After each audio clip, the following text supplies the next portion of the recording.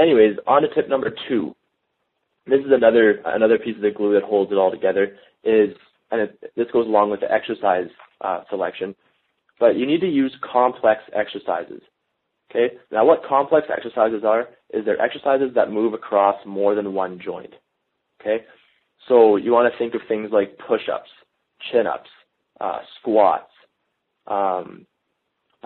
rows, anything like that, bench press, things like that where you're using more than one joint. Okay? Another thing is, along with this, you want to think of your body in terms of movements and planes of movement. Okay? So you don't want to, just stop thinking of your body in terms of chest, tries, thighs, back. Like, don't think of your body in terms of that anymore. That's old. I don't think of that in my workouts anymore. I think of my body and my clients' bodies in terms of movements. Okay, planes of movement. So your body has essentially, how many is it? 1, 2, 3, 4, 5, 6. 6 planes of movement. Okay, and this is how I structure my workouts. You have a horizontal pull and a horizontal push. Okay, so that's 1. You have a vertical pull and a vertical push. That's 2. You have a hip dominant exercise. So that's 3. You have a knee dominant exercise, a rotational exercise, preferably a full body rotational exercise, and a full body static contraction, such as a plank. Okay? So that's how I design my workouts, is I get an exercise from each of those movements, and I make sure I have an exercise from each of those movements in my workout. Okay?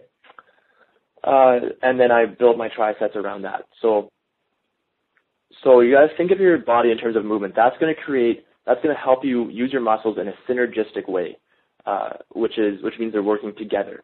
Okay? One of the best bicep exercises is actually a chin-up. It's not a bicep curl, it's a chin-up, because you're using your bicep in the way it was supposed to be used, as a muscle with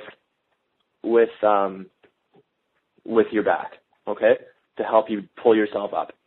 This makes it easy to keep a nice, well-balanced body, because you're using the muscles together, and they get stronger together in relation to each other.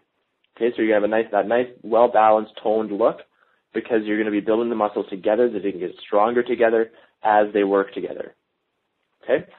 I shouldn't say only, but the vast majority of the exercises I use with my clients and myself are multi-joint exercises.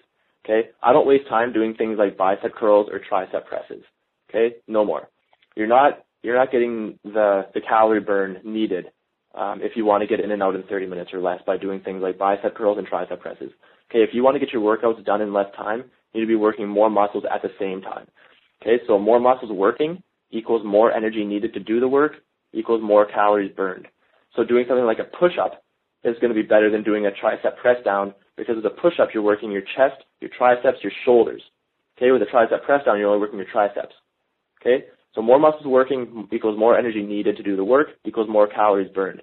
Also, it has cardiovascular benefits, because more muscles working equals more blood flow required to get those muscles working equals your heart working harder, which equals a stronger heart, because your heart is a muscle, just like all your other muscles.